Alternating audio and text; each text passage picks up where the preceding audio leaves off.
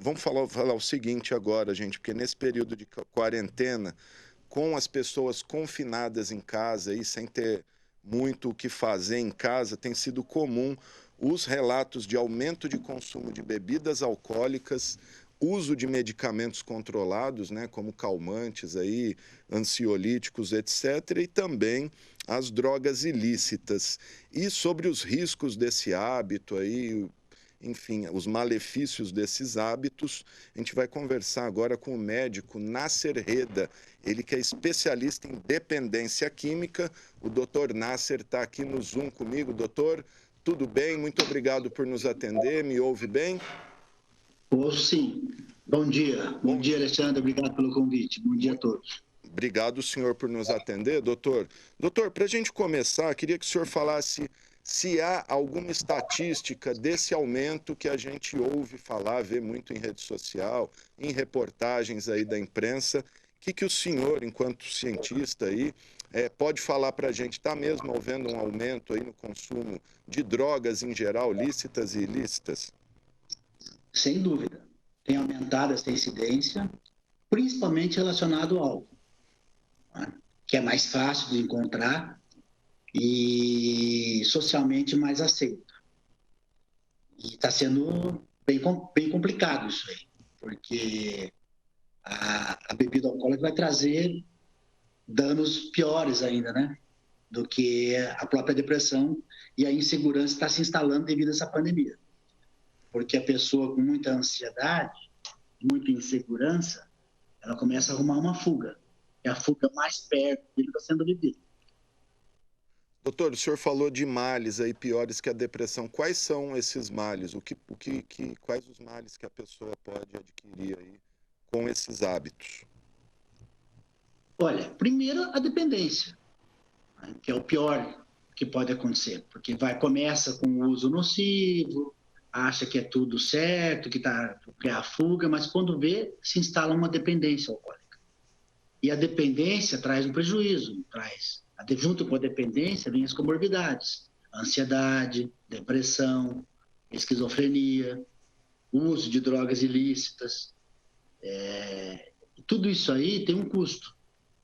Então, esse custo está sendo analisado, por exemplo, o álcool, a gente tem um estudo que 800% de aumento está ocorrendo em relação à bebida. E tudo isso aí vai se refletir ali na frente. O sofrimento vai ser pior. Ô, doutor, e como que as pessoas assim podem perceber se elas estão exagerando tanto no álcool quanto em outras drogas e como sair disso a tempo? Ela mesma, às vezes, tem dificuldade. Mas quem está ao seu redor, os parentes próximos, os amigos, consegue visualizar isso com um pouco mais de clareza. Essas pessoas podem ajudar muito, porque começa a perder o limite, começa a perder o juízo crítico, você percebe, você olha para não ter alguma coisa errada. Porque a dependência não se instala assim do dia para a noite. Ela tem que preencher alguns critérios para você falar que a pessoa é dependente. Você já consegue perceber que alguma coisa não está legal, que não está certo. Isso é claro aos olhos de quem está ao lado. Ele mesmo tem mais dificuldade, né? Porque você tem que preencher alguns critérios, como você percebe a tolerância, por exemplo, começa a ter que beber mais para atingir o mesmo nível de bebida, né, de consciência, síndrome de abstinência. No outro dia você acorda ansioso, com tremores, precisando beber novamente. Então, todos esses são sintomas que você começa a avaliar e perceber que precisa de ajuda. E o quanto antes procurar ajuda, melhor é. Isso é uma coisa que tem que ser o mais rápido possível. E é possível sair disso, doutor, quem já está nesse ciclo vicioso? Com certeza. Existe tratamento. Eu mesmo já atendi 100 mil pacientes, né, do Brasil todo. 100 mil? Tem como 100 mil pacientes. 32 anos que eu trato disso, né, relacionado à dependência alcoólica e de drogas. Lógico que existem vários fatores associados para você conseguir o sucesso, né? A pessoa tem que querer, tem que ter um tratamento adequado, a família estruturada. É muita coisa envolvida nisso. Não é fácil, mas é possível, com certeza, sim. Ô, doutor, e Existe assim. esse tratamento, ele é na base da conversa ou ele também utiliza drogas? Não, eu não digo drogas, né? Mas medicamentos. Medicamentos. Seria mais adequado. Medicamentos, porque às vezes as pessoas chegam num nível que tem que tomar medicação, porque quem bebe, por exemplo, não consegue dormir à noite, tem muita insegurança, depressão, tem vários sintomas de uma doença, como outra qualquer. Quando você está com uma pneumonia, você tem o quê? Febre, tosse, dor no peito. Quando você está dependente de drogas, você tem ansiedade, insegurança, depressão, não dorme, calafrios. Você tem vários sintomas, convulsão. Tem paciente que, se não beber, é perigoso morrer. Dá uma convulsão, ele bate a cabeça e morre. Entendeu? Então, tudo isso tem que ser tratado. Então, tem que ter a terapia comportamental, né, que eu sou especialista em terapia comportamental também, né? Mostrar para ele as desvantagens do álcool, enfim, é um programa de tratamento. E a medicamentosa é importante, estabilizar o humor dele, tirar a depressão, a ansiedade, tudo isso aí junto que a gente consegue um sucesso maior na reabilitação do paciente. Doutor, E a família integrada, né? A família tem que estar integrada nisso também, é tem que ter o importantíssimo. apoio da família, né? Aí tem muita dificuldade, porque tem gente que todo tipo de pessoas a gente atende aqui. Pessoas ricas, pobres, e tem paciente que não tem condição, né, nem de comprar os remédios. Então fica mais difícil, né, da gente conseguir êxito. Ô, doutor, e tem É um problema casos em que... social também, né? Problema social, sem dúvida. Tem casos que é necessário a internação? Sim. Aquele caso em que a pessoa está causando um real prejuízo, você vê que tem causando risco à sociedade, né? Que tem perfil homicida ou suicida, esse a gente indica para internação, sim. Ou quem não adere a um tratamento ambulatorial. Então, a gente indica para internação. Mas, na minha visão de vida, de todos esses anos atendendo, eu acredito mais no ambulatorial, tratamento ambulatorial, que é onde você continua a sua vida praticamente normal, porque lá, na internação, quando você está internado, você consegue. Quero ver consigo fora da internação, no dia a dia. Os problemas da vida, tudo que você tem que enfrentar, as frustrações. Aí que você tem, por isso que precisa da terapia junto, para você suportar isso tudo, abstêmio. Doutor Nasser Reda, o pessoal que costuma tomar remédio controlado, aqueles tarjas pretas, costuma falar do tal efeito rebote, né? Que quando você para, parece que você volta num estágio pior do que o que você estava antes. Por que isso acontece? O que seria esse efeito rebote? Primeiro, esses remédios de tarja preta, se você não tiver critério para prescrever, porque tem que ter início, meio e fim, você até pode prescrever. Às vezes eu faço isso, mas eu já estou lá na frente sabendo onde eu vou parar, fazendo a redução, tudo certinho. Porque causa uma dependência, uma outra droga qualquer. Existem alguns medicamentos desses que causam uma síndrome de abstinência pior do que outras drogas. Se a pessoa toma muito tempo, em uma quantidade muito elevada, é uma dependência grave. O efeito rebote nada mais é que a abstinência, a falta do remédio. Ela no outro dia precisa de outra dose. Se ela ficar sem, ela passa muito mal. Então, na verdade, esse efeito rebote está falando o que é? É abstinência pura. Abstinência. Porque ela já está dependente. Porque a pessoa que não tem a dependência dessa medicação, ela não sente um efeito. Sem dúvida. Ô, doutor, qual o efeito que as drogas fazem no cérebro que as pessoas se sentem melhor, mais alegres quando elas estão consumindo ou estão sob o efeito desses produtos e que depois isso faz tão mal? Como age no cérebro isso? Elas agem, todas as drogas ilícitas, elas agem no lobo frontal, num lugar chamado circuito de recompensa cerebral, ali no Luca Cruz. É onde tem a sensação de prazer. Né? Tanto prazer para drogas, para sexo. O prazer é naquela região do cérebro. E as drogas atuam exatamente ali. Então, você tem o quê? Prazer imediato. É um dos fatores que levam a ser dependente. Porque o prazer imediato é fácil. São dois conceitos que você tem que perceber a diferença entre prazer e felicidade. Né? Normalmente te causa prazer, mas não te traz felicidade. Entendeu? Porque a felicidade está baseada em outras coisas. Família, respeito, dignidade. Ela dá um prazer imediato, mas na verdade tira a tua felicidade. Que tira todas essas outras coisas na sua vida. Tá certo. Ô, doutor Nasser, quais são as dicas para as pessoas procurarem ajuda se ela não tiver família? Uma pessoa que a gente sabe, principalmente idosos, aí, muito sozinhos. A gente até conversou um tempo atrás, o representante do Conselho de Farmácia, que ele confirmou assim que os idosos têm procurado cada vez mais aqueles remédios tarja preta que o senhor conhece tão bem, diazepam, Lexotan, Rivotril. Como que essas pessoas podem tentar sair desse ciclo procurando ajuda? Liga para o senhor, tem algum caminho que a pessoa pode procurar ajuda? Essas pessoas, por exemplo, mais carentes, que, né, teria que ser uma política social. Ter alguém para ir até lá, conversar, um psicólogo, um terapeuta, coisa que nós não estamos tendo. Dificuldade enorme para que isso aconteça. Eu estou sempre tentando ajudar as pessoas, o máximo que eu posso. Mas é um serviço particular, é uma coisa diferente, você tem que ter condição financeira. Né? Porque não é fácil você iniciar um tratamento, como te disse. Aí é a política social, né? É o governo, são as prefeituras.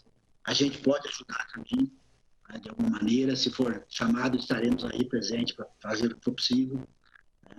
Mas a gente tem que pensar como sociedade num todo.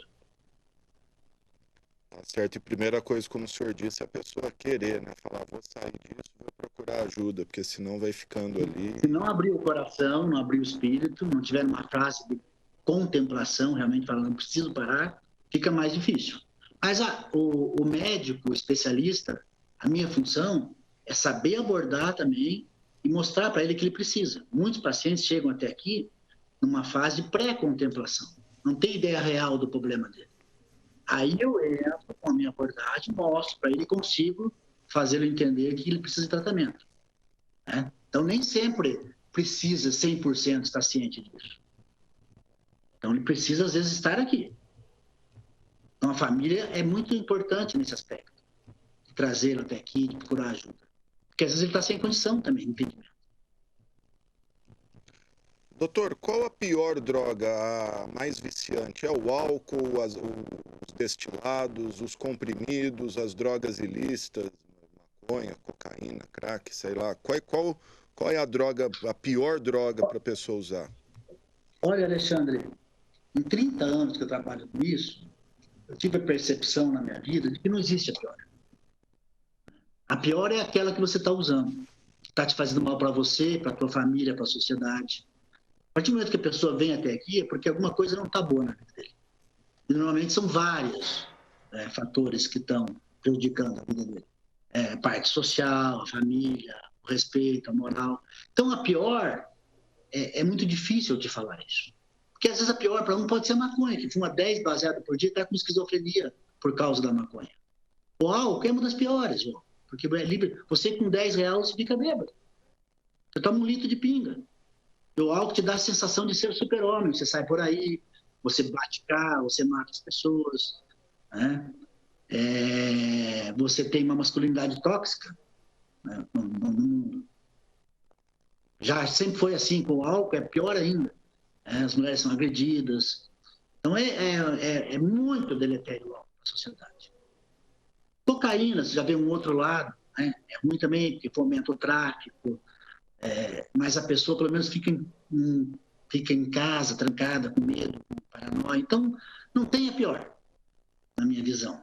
Tá? Tudo é droga, né? Tudo é uma droga. Tudo é complicado, tudo é muito, muito, muito complexo. Depende da visão, depende de cada um, do tanto que usa, da fragilidade da pessoa. Às vezes ela não tem fragilidade para bebida, mas tem para cocaína, tem para maconha, a mente dela. A mulher, principalmente, né? É mais vulnerável fisiologicamente ao álcool, por exemplo, e à depressão. Os males que um homem sente relacionado ao álcool, por exemplo, a mulher ela tem isso 5 anos antes do que o homem. porque ela é mais vulnerável. Ela não tem uma enzima chamada ADH, que é uma enzima chamada álcool desidrogenase, que ajuda a metabolizar o álcool no fígado. Ela tem bem menos do que o homem. Então fica mais difícil metabolizar o álcool. E o álcool fica circulando mais no sangue da mulher do que no homem. Então, ela vai ter efeitos no cérebro, no fígado, no rim, piores do que no homem, entendeu? Então isso é muito relativo, isso tudo. As mulheres têm bebido mais, doutor, nesse período ou de uns tempos para cá, independentemente de quarentena? Todas as conquistas das mulheres nos últimos 40, 50 anos foram fantásticos. Só que junto vieram coisas ruins, como a bebida, por exemplo. Então, antigamente a mulher não tinha tanto problema. Mas a prevalência, a incidência de mulheres bebendo nos últimos 20 anos para cá aumentou muito. Hoje em dia, eu já posso dizer para você com quase certeza que já está meio a meio, 50%, 50%. Em termos de alcoolismo, o senhor disse. Em termos de alcoolismo. Tá certo. Doutor, a questão da mulher, o senhor disse que ela é mais frágil. A mulher, por outro lado, ela tem nesse período de quarentena, a gente tem visto muito, até um problema social, né, de mulher sofrendo em casa com o marido, companheiro ali, bebendo demais e conflitos, conflitos familiares ali no domicílio. Esse é um outro problema do álcool, né? Não só a saúde da pessoa mental e física, mas do companheiro ali que acaba sofrendo dessa violência, né? Tem muita coisa envolvida, porque o álcool causa irritabilidade também. Tem muita gente que fica agressiva com o álcool, né? E além daquilo que eu já te falei, tem a masculinidade tóxica, né? É o machão. E junto com a bebida, piora mais ainda. E a mulher é mais frágil, porque ela tem os filhos para cuidar, né? Ela já tem uma propensão maior fisiologicamente a ser depressiva e vai acumulando, absorvendo toda essa carga e chega uma hora que não aguenta também, né? Por isso que a mulher está sofrendo mais, o homem sempre sofreu mais. Existe um estudo do Fórum Econômico Mundial que fala para igualar as situações de gêneros entre homens e mulheres, vai mais 2 séculos, mais 200 anos pela frente. Aí você imagina como a mulher sofre bem mais do que o homem, né? Há muito tempo. Sem dúvida. Tá certo, doutor Nasser Reda. Quero agradecer ao senhor pela sua entrevista, pelas suas informações.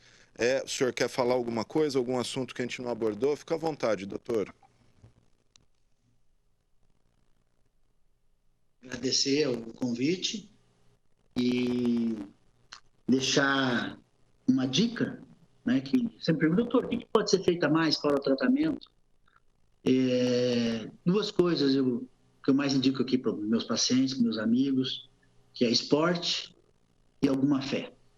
Então, quero deixar essa última dica aí para vocês. Sempre ajuda em tudo na vida. O senhor falou da fé, essas comunidades terapêuticas que cuidam de dependentes com base em religião, em doutrinas ali, elas têm eficácia, doutor, ou é tudo meio charlatanismo ali? Olha, existem algumas comunidades, como em tudo na vida, que sempre ajudam, né? Tem algumas igrejas que fazem um trabalho bacana.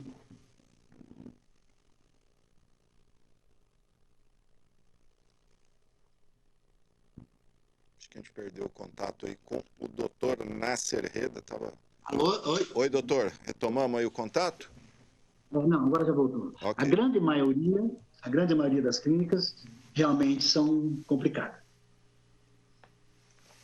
Tá certo, gente. Quero agradecer ao doutor Nasser Reda. Se você tiver com problema, pode procurar doutor, pesquisa aí no Google, Nasser Reda. E se não tiver condição financeira, o caminho são os CAPS CRIA, né? O Centro de Atendimento Psicológico e Social da Prefeitura, tem aí em todos os bairros, e também as comunidades em geral aí de apoio à dependência, os alcoólicos anônimos, narcóticos anônimos, etc. Doutor, muito obrigado, viu?